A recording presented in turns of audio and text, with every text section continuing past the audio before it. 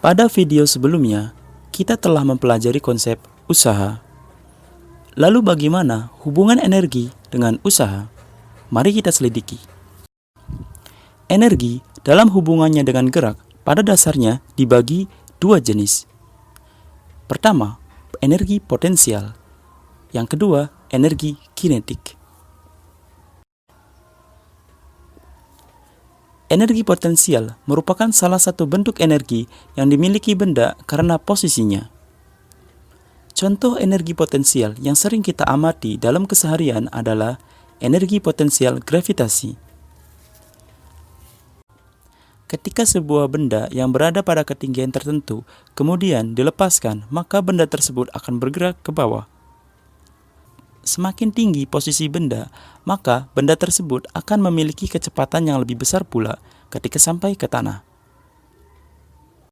Energi benda karena ketinggiannya disebut energi potensial gravitasi dan dirumuskan EP sama dengan mgh.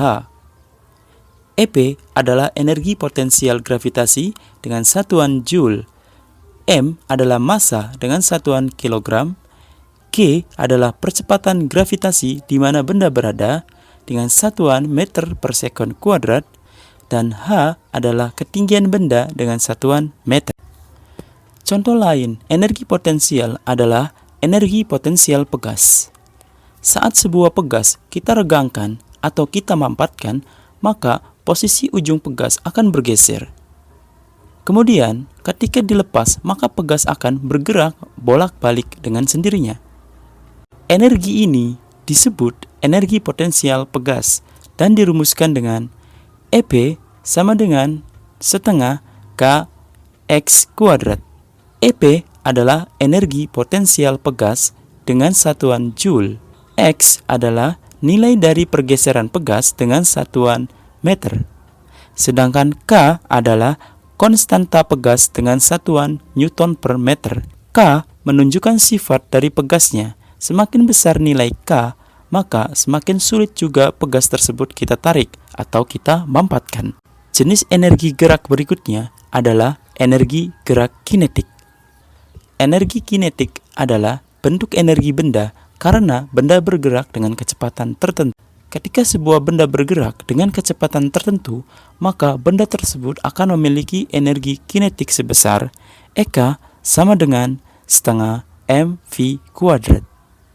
EK adalah energi kinetik dengan satuan joule, M adalah massa dengan satuan kilogram, dan V adalah kecepatan dengan satuan meter per sekon. Lalu bagaimana hubungan energi dengan usaha? Pada dasarnya, usaha adalah perubahan energi kinetik maupun perubahan energi potensial. Sehingga jika kita tuliskan secara matematis, W sama dengan delta E.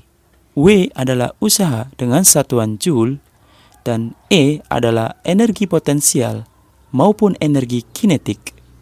Sedangkan lambang segitiga disebut delta, artinya perubahan, sehingga delta E artinya perubahan energi. Perhatikan dua benda berikut. Dua benda tersebut didorong dengan gaya yang sama besar dan bergeser sejauh perpindahan yang sama, namun waktu tempuhnya berbeda. Jika kita hitung, maka besar usaha yang dilakukan sama besar. Namun, kenapa benda kedua lebih lama ketika didorong? Hal tersebut karena daya. Apa itu daya? Daya adalah besar usaha yang dilakukan setiap satuan waktu. Jika dituliskan secara matematis, yaitu P sama dengan W per T. P adalah daya dengan satuan watt, W adalah usaha dengan satuan joule, dan T adalah waktu dengan satuan second. Semakin besar daya, maka semakin banyak energi yang dikeluarkan setiap detiknya.